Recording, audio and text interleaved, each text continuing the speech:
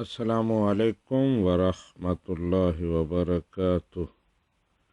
نثار احمد صاحب ڈڈیال آزاد کشمیر سے پوچھتے ہیں کہ نماز عشاء کے آخری 2 نفل کھڑے ہو کر پڑھنا جائز ہیں؟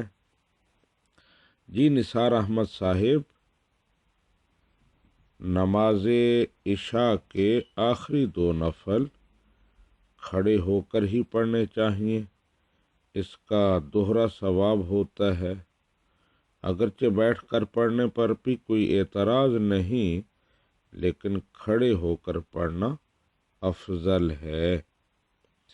نبی رحمت صلی اللہ علیہ وآلہ وسلم یہ نوافل بیٹھ کر پڑھتے تھے، لیکن وہ آپ کی خصوصیت تھی۔